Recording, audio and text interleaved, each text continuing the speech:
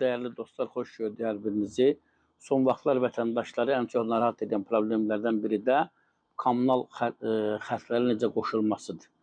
Mavi yanacaqdan istifadə etmə, Azər suyun xəddinə qoşulma, yəni bu problemlərdən əksər rayonlarda, xüsusən də ucqar kəndlərdə vətəndaşlar əziyyət çəkir. Çünki insanların yaşadığı evlərin heç birinin sənədi yoxdur.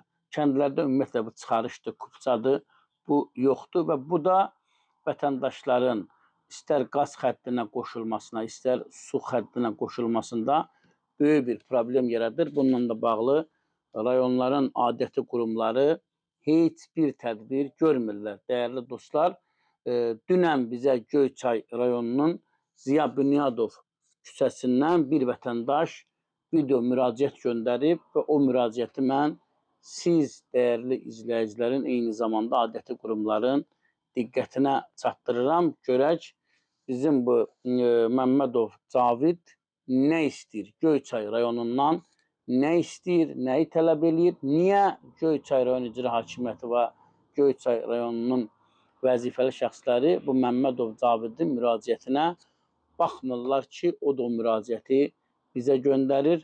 Buyuraq, baxaq görək Məmmədov Cavid nə istəyir, dəyərli dostlar? Mən Məmmədov Cavid, Göyçay rayon sakiniyəm. Göyçay rayon Ziya Bünyadov 222 ev ünvanında yaşayıram. Göyçay rayon Ziya Bünyadov küçəsində yaşayan sakinlərinin heç birinin evinin sənədi yoxdur. Mənim də evimin sənədi olmadığı üçün mənə Göyçay rayon su idarəsi su sayğacı vermir və 2022-ci ilin oktyabrın 1-də mən asas xidmətdə olmuşam. Evin qaz və işıq sayğaclarının ödənişini etmişəm. Su sayğacının ödənişini edə bilmədiyim üçün imkanım olmadı. Mənə Göyçay rayon su idarəsi su sayğacı vermədi. Və